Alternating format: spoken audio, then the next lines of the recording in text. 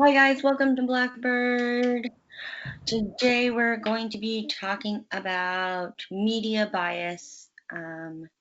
So how stories are reported, how crimes are reported, and the bias that the media has against people of color. So that's what we're going to be talking about today. Um, I'm Megan. We got Micah here and Elizabeth.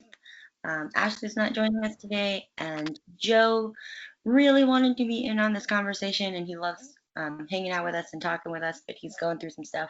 So shout out to Joe. We love you. We'll see you next time when you're better. So that's what we got for you guys today. Mike is going to do some housekeeping stuff, and then we're going to jump in it. Hey, so there's our Facebook group that Megan moderates. There's a link in the description if you want to talk to her, ask questions or comments, or you have an idea for a stream, something that we could talk about. We also have some links to articles and a TED Talk that we found, stuff that we were like referencing and that we were reading. That's also in the description. That's all I got. Awesome sauce. So let's do it. We all, I think, especially, I want to like start off with this, is because I know a lot of you guys out there probably don't watch a ton of news, but you probably watched more news when you were younger. Like now, I think a lot of us get our news from, we're not like sitting down and like watching the news at 6 o'clock like we used to, or like we did when I was little, like 6 o'clock, the news came on. That's what was on television while we were eating dinner. But now as an adult, like we hardly ever watch the news. Like I watch it on my phone or I look up things I want to know about. Um, but they're still right. So just like as that is a thing also. Like I understand like when I say news, I mean all of news, no matter how you get it, not necessarily sitting down and watching the 6 o'clock news. Because it's in written articles and video and all of your journalism has some kind of bias in it. So that's what we're talking about today. And we're gonna jump in it.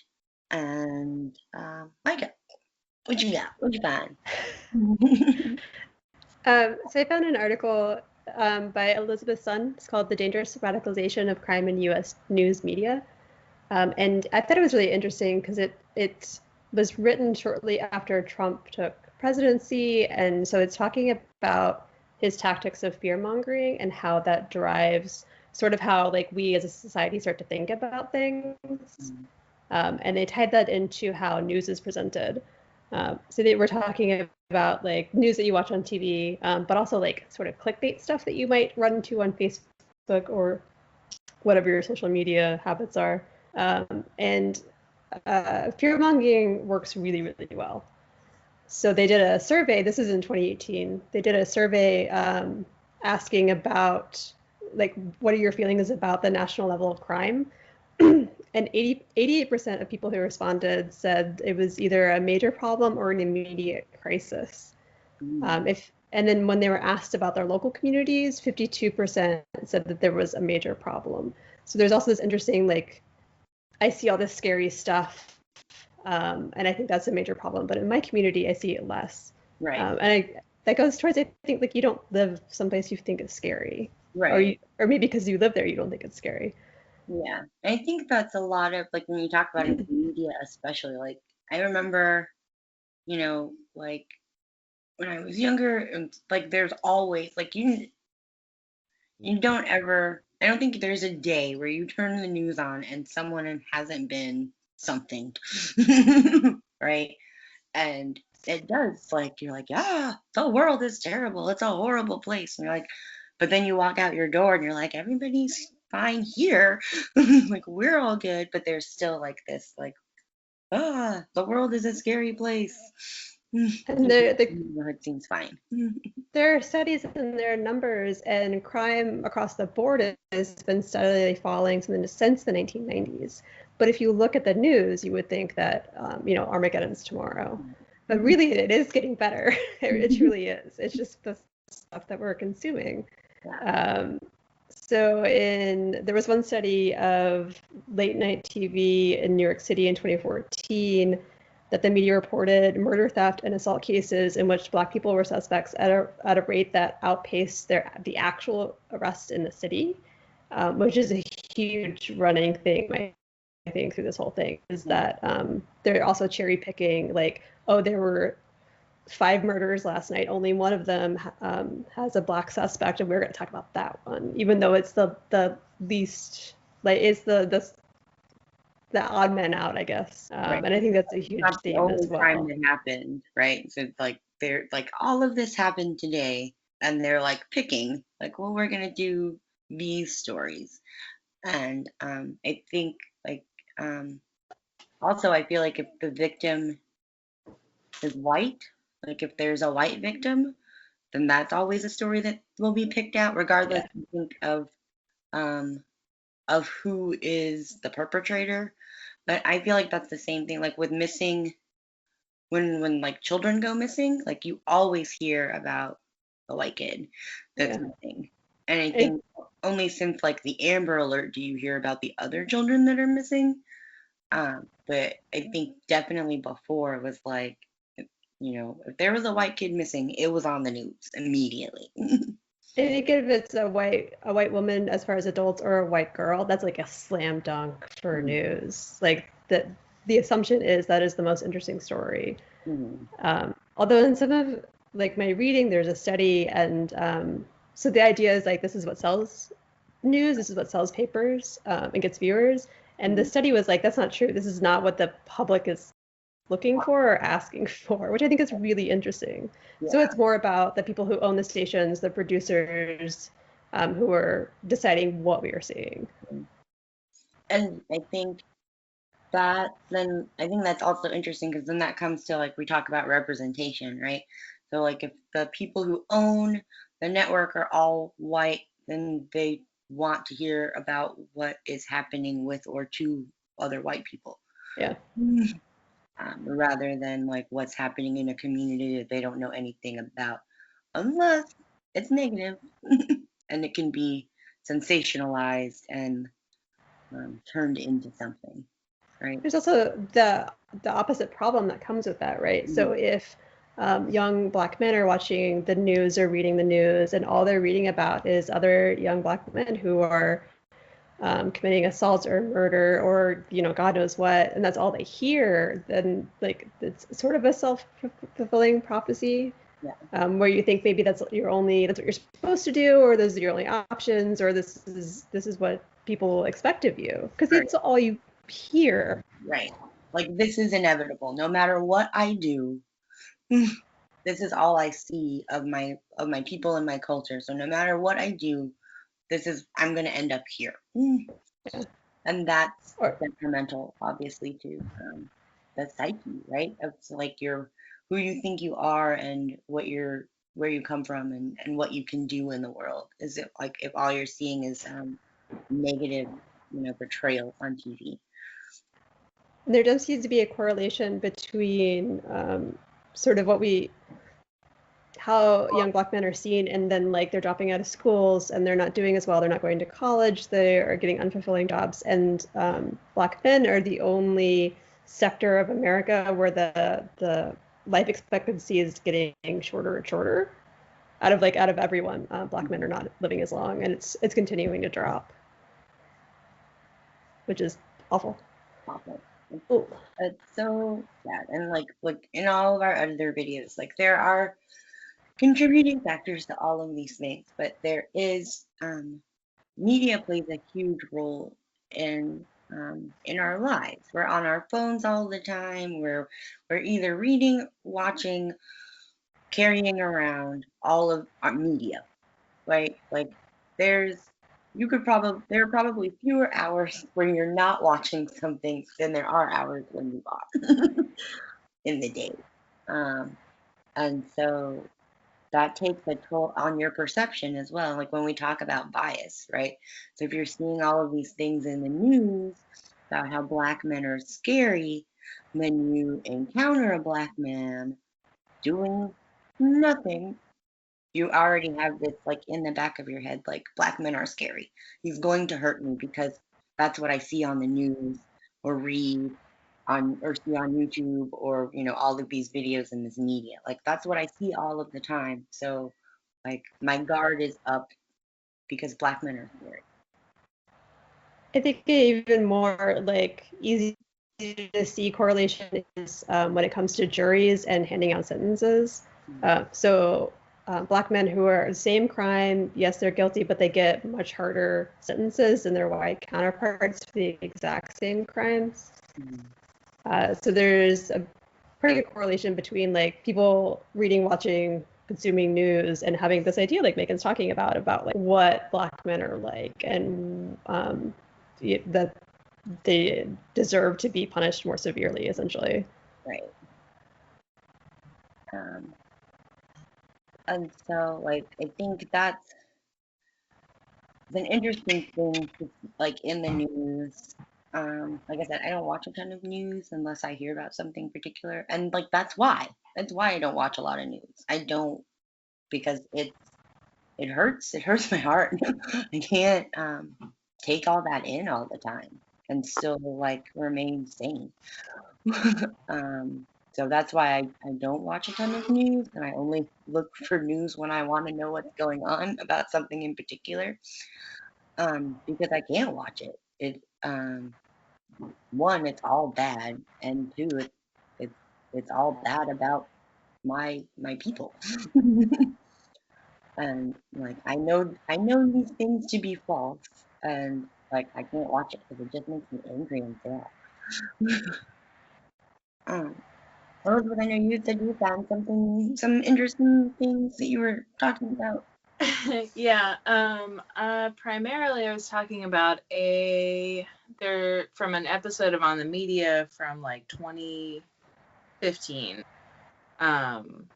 There was like a segment of an interview with a woman who has done a lot of research on like, let's see, she's a research analyst for the Sentencing Project, which is something that I want to recommend, but I haven't had a chance to like look into it. But it seems like it's probably at least related to this subject and probably has good information too. Mm-hmm. But so she was talking about this, I guess probably multiple studies. She does specifically say like a 2002 study that she's talking about, but same kind of thing that we're talking about. Like it is more, what were we talking about? It's like it's more likely for like murders, for instance, to happen like within group, like men, white men murder white men more often, Black men murder Black men more often. And what she was saying is that, yes, like a quote, she says, the media oversamples crime committed by people of color and oversamples how often whites are victims of crime committed by people of color. So like you said, like they're cherry picking like the most interesting or news, or what they think is the most newsworthy story are crimes committed by African Americans, but white people are the least likely to be victims of those crimes, but those are also overrepresented, so it makes white people more afraid. Like they think they're more likely to be victims. The example that she gave in the same like paragraph here, I've got the transcript pulled up. She said, a major Columbus, Ohio newspaper found that the coverage in that paper tended to pick the most typical cases when selecting perpetrators. So it's like the most stories about Black men as perpetrators, but tended to pick the least common victims. So most often white women. Mm-hmm. And so, yeah, it is a bias in the media that like I think influences people who watch it, and then how we live our lives. Until fairly recently, I did watch the news, but that was like, my husband just was a news watcher, and like, I think we're both kind of sick of it. It's really hard. I like the local channel that we watch, but yeah, it's like local news is kind of limiting, but like national news is too much. So it's like, and yeah, it feels like, especially with all the stuff that like I'm learning recently, like it feels like it should be just like black and white, just truth and reporting, no bias. But that's, I mean, yeah, it's like I want to say that's not even really possible because humans are biased, but it sort of seems like yes, they maybe even have this belief that like this is what people want to hear. Yeah. But I was just reading this. A 2002 study found that people estimated that 40% of those who committed violent crimes were African American, when the actual rate was about 29%. The general public overestimates Black participation in crimes such as burglaries, drug sales, and juvenile crimes by somewhere between 20 to 30%.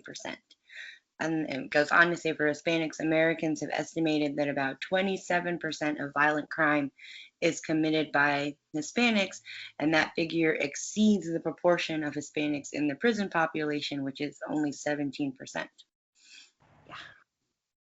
So, and that's a huge difference, and I think it is because of the, like you say, the media oversampling crime committed by people of color and their victims especially. Like when I took a statistics class and we were talking about crime, and I don't mean to set anybody off here, people who are watching, but like crime and like reasons people feel they need to own guns. And so we were looking at that, and so I was like, well, that's really interesting. Like, what are those statistics? Because a lot of people, a lot of gun owners say that they buy them to protect themselves.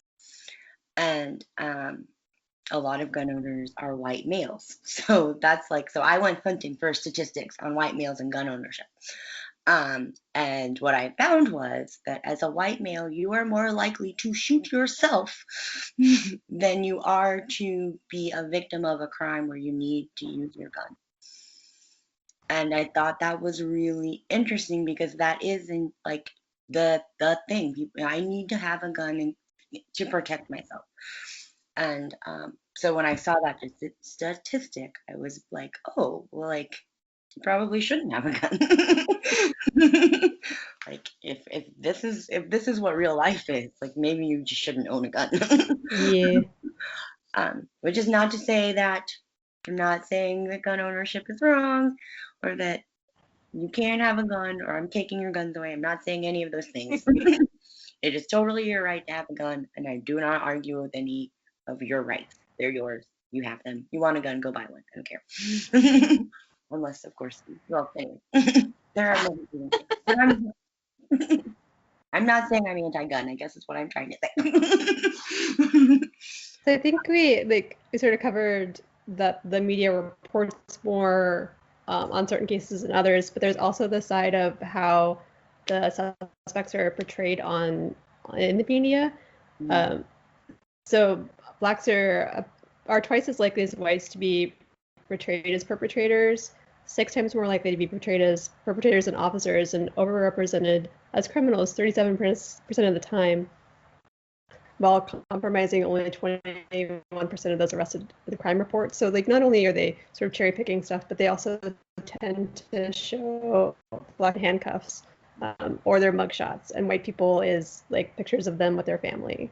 Yes. So like there's also that side of it. Yeah. And then you get to sort of into the fun thing of like the white guy had a bad day and the Black guy is a terrible person. Yeah, is a thug. Mm-hmm. Yeah. And I think you see that a lot, and that's sort of what brought this conversation up is when you look at like the coverage of like the Black Lives Matter movement protests and the police presence that was there. And yes, some of those turned violent, turned into riots. I'm not saying that they didn't, but don't comment down below that I'm saying that happened. I acknowledge that some of them got violent.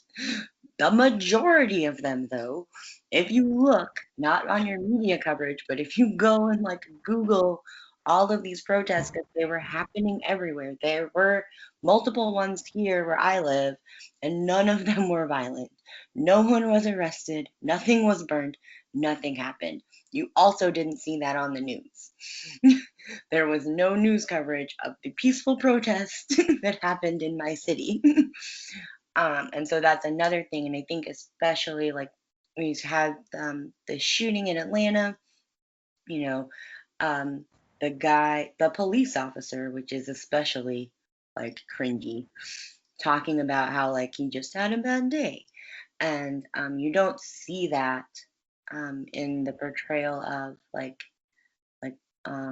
black when a crime is being committed by a black person or a crime may be committed by a black person like we had with the Black Lives Matter. Like there were tons of protests, some of them turned violent. You only heard about the violent ones. You didn't hear, especially nationally, you only heard about the violent ones. Maybe locally you might have heard like that there was a protest and that everything was fine. But I think even in that, in some of those news coverages where they were like, oh, they're sort of like, so far everything's calm. Like they're waiting for something to happen. Like we're only here in case something happens. If nothing happens, then me. And like, because I remember hearing that a lot when in the coverage of like those protests. It was like, so far everything's So far. so far. Like, why not just say everything is calm and move on? Like, um, and then especially like if you take like the way like those marches were covered, and then you look at the storming of the Capitol, and like there wasn't a police presence there, even though it's the Capitol. And the coverage, I think, sort of like leaked out slowly for me, and maybe I didn't I wasn't glued to my TV, but I feel like in the beginning it was sort of like people are marching on the Capitol, and then like later in the day it was like, no, they broke into the Capitol, no, this happened. Like when you started to see it popping up on social media is I feel like when I started to hear it from like big media, was that like this is what actually happened. I don't know if anybody else had that experience, but that was sort of my experience. Is that it started out like people are marching on the Capitol, and then after I was like seeing other things like on social media and people like live streaming it and whatever, um, then I started to hear it like from like CNN and the other like big news companies that like no, it's actually really bad. I think like that day when I was watching it, it looked like rednecks that were trying to like break in. It was like the next day that it was like, oh, like these people died, there was bombs found, like and then I realized how serious it was. But like the initial, like it looked a little scary, but didn't not as bad as it turned out to be. Right. It sort of caught me by surprise, actually. Sorry. So, and I think you see that a lot, and especially like when, like Micah was saying, you see a lot of minorities in handcuffs, and like very, I think unless it's a white male who has done something awful, like big crime, I guess I want to say big crime. I don't know. Well, this is my opportunity. I initially looking at like mass shootings, and there's an Ohio State University article from 2018 that like, again, like reviewing a study of like mass shooters, and it was like a sampling. So they're not looking at it, but sampling of just shootings between 2013 and 15. And they found like even so white men are more like 95% more likely to have it attributed to a mental illness, which is of course like beyond your control, and you're still a good person. And yeah, it's like I don't think there were numbers, but so like maybe it's all of them.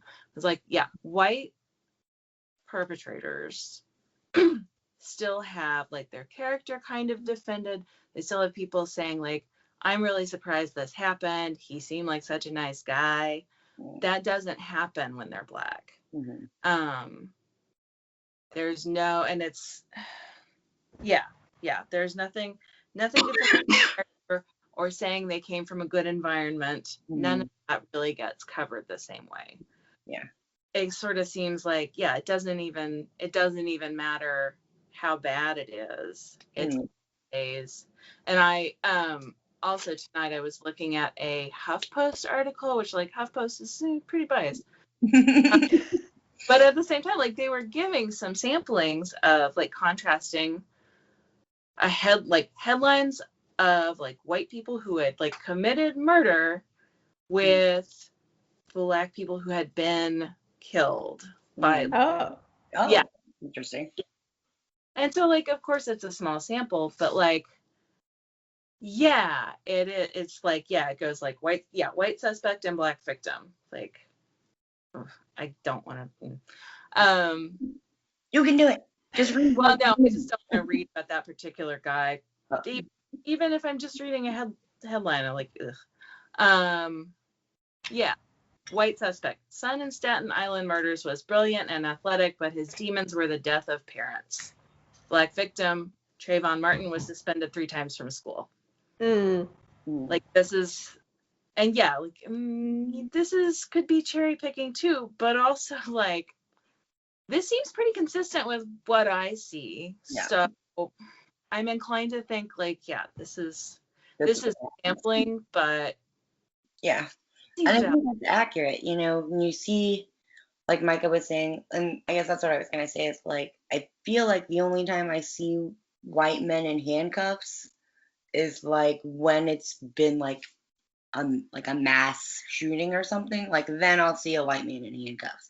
But I'll see a Black man in handcuffs pulled over for a speeding ticket. Like I'll see that all the time, right? Or, you know, you always see a minority in handcuffs on the news, and like you very rarely see a white man in handcuffs. I feel like unless he's like a mass shooter, and then like you'll see him. He's like public enemy number 1 sort of situation, right? And the public wants to see him taken in. Yes. So yeah, like I think that's, and it's totally accurate. Like you're saying, like you tend to see like mug shots of minorities. Even like I feel like one of the pictures of Mr. Floyd was like when he died, one of his pictures was a mug shot. And I'm like, he's the victim. Like, why are we concerned? Why are we showing his, like, he died? Why are we talking about like that he was in jail several years ago? Why is that the picture you're flashing? Like, why didn't you bother to reach out to his family to get a picture of him rather than just jumping to, you know, to the mugshot? Like, oh, we have a mugshot, like we're gonna put this up here, like because and I think that leads people to be like, when these things happened, you know, when Black men, women, people of color are killed by police, it fuels this whole, well, they were probably doing something wrong. Like that's where that comes from, right? Like, well, they were probably doing something wrong, and they probably, like, maybe they didn't deserve to die, but they were doing something wrong, or they wouldn't have, you know. I think that's where that comes from, is because you see it so much that it's like, well, if the police were talking to them, they were absolutely doing something wrong. And as, you know, these things get investigated, we realize, like, no, they weren't actually doing anything wrong. Some of them. I'm not saying all of them. But, like, in the case of George Floyd, like, his bill wasn't fake. So that man died over not a crime at all. Speaking of, I was watching that earlier. I don't know if you guys are watching the coverage on the trial, but it started on Monday. Anyway, and that's been interesting to watch. Well, it's just like, again, we're talking about media, and so the media, like they were talking about like witnesses, that like some of the people who were recording, the only witnesses that they showed, and I'm sure this is not true, the only witnesses the news were showing were Black witnesses. and I'm sure those are not the only witnesses who were there. No. Like, I've seen parts of those videos. There were other people there. And so I like even that is interesting. Is like, oh, like so I don't know. I just found that kind of odd also. Like, okay, so like we're like not that also like I don't know. I feel like that's a weird one a little bit because then there's this like white savior thing that happens Mm. and that's ugly also. So anyway, moving on. I'm sorry, I got just went down a rabbit hole. Sorry. I had one other thing that was my like what the like moment when I was researching. Mm. So the bias in media has been studied since like the 1970s or something. Like this is not a new phenomenon. And yet it hasn't.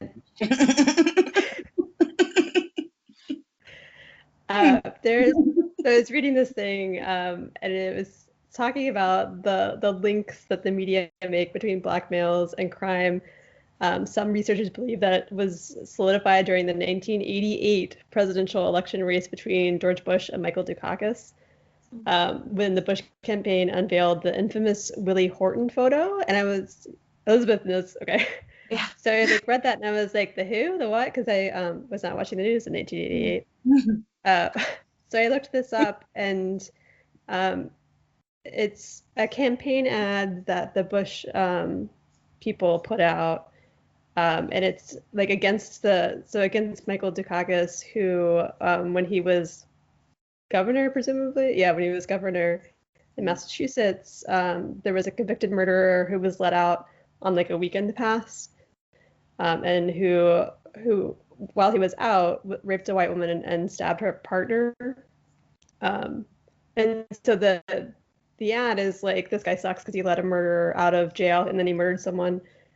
But in the ad, they flash his mugshot, and it's a scary mugshot. I didn't watch the ad, but I saw the picture, and it's like it's meant to be. And the idea is like you can't have this guy as president because he lets scary black people out of jail. Look how scary he is. And it worked really, really well. I think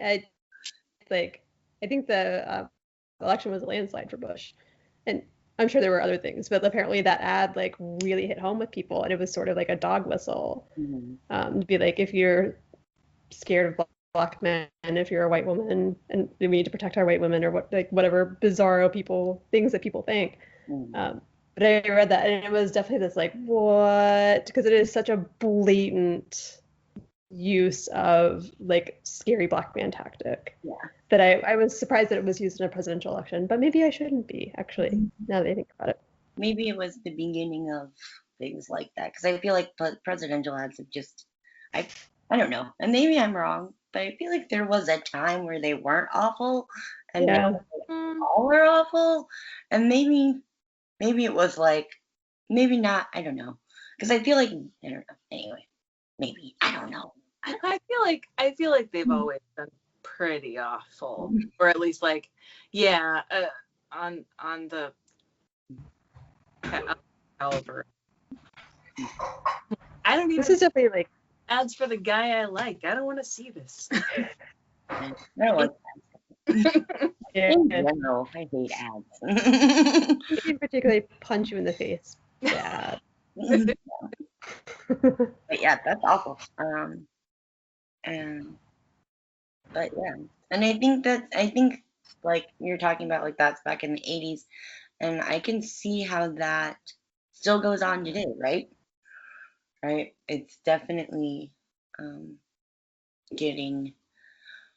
not getting any better, is what I mean. Like I don't know that it's getting worse, but it's certainly not getting better. So is this a number that you had said earlier that because I know we were talking earlier about like white victims. And so I was just reading the statistic. It says only 10% of victims in actual crime reports were whites who had been victimized by blacks, but these made up like something like 42% of televised cases, and this was in a Los Angeles study. So, and I thought that like that's a huge difference. Yeah. That's huge. I don't think we talked but I saw that as well. And also, yeah, like, but Like, that's crazy. That is like literally 4 times the amount.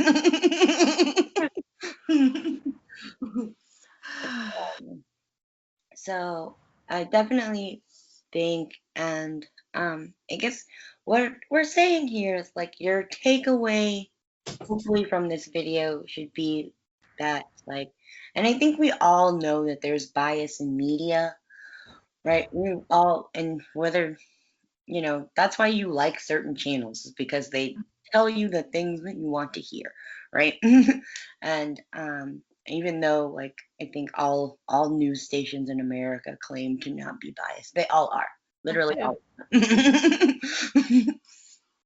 There's like maybe 2 that aren't.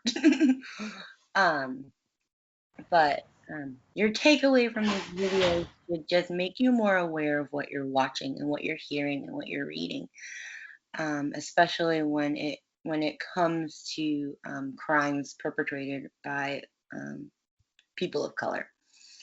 And it should, hopefully, you watch this video and the next time you see something, it makes you stop and think. I think it's good to think about like, why is it being portrayed this way, and why am I seeing this specific story? Right. Why am I seeing this story and not some other story? And it's hard now too. I know there's like a ton of information everywhere, but just like when you in your daily life, maybe you watch this video, the next thing you see, like maybe this conversation, you're like, well, like that did happen, but like why am I seeing this and not something else? Or Why is it his mugshot and not right, his high school photo or right. something? Why is it a mugshot and not a high school photo? Because all of these, every perpetrator has a past and a family that has normal pictures of them. Every single one of them, no matter where you're from, what color you are, your family's got a cute picture of you doing something adorable, because that's how families work. So, it's something hopefully you're a little more aware of after watching us and listening to us, and you can point it out and think about it a little more critically. I feel like you should always watch news critically and think of why and ask questions, but especially when it comes to this particular subject, because then it's influencing the way you think, even though you might be sitting there and being like, meh, like if you're exposed to something enough, it's going to affect the way your brain works. And yeah, that's I was gonna say, we were mentioning like representation, something that I hadn't really thought about, because we always say like representation matters in that, like showing like people who look different, like doing normal things. Like, yeah. I think a lot of people, used to think it didn't really matter, but clearly does. Or like multiple, like young girls, young Black girls who like see women who look like them do stuff. Yeah. It's pretty common. I'm sure it's not just girls. I just hear about that a lot. But yeah, I hadn't really thought about. I mean, I know the opposite is true, but I hadn't thought about in those terms of like representation also matters when you're looking at examples of people like who are held up as like, you know, criminals, or I guess examples of criminals. 'Cause I'm like, yeah, I feel like we all know like criminals run the gamut, but yeah, when it's overrepresented like that, it's hard or impossible not to internalize some of that. Right. Yeah, absolutely. So be careful with your news, guys. Put on your critical thinking caps when you turn on your news in the evening, or you click on that video on Facebook, and ask yourself how accurate this is and why is it here? Why is it here? um, So that's what we've got for you today. Our next video, we're going to be, oh, it literally just flew out of my head. I am so sorry, guys. I was like, it's gonna, Micah, what did I say we were doing next? I think we were doing black on black crime. Black on black crime. That's what we're doing next. Thank you, Micah. So sorry, guys. The brain is, sometimes it's here and sometimes it's not. I'm a mom. What do you want? So, yes, our next video will be about black on black crime, and we'll see you then. As always, don't be a racist. Wash your hands. Bye.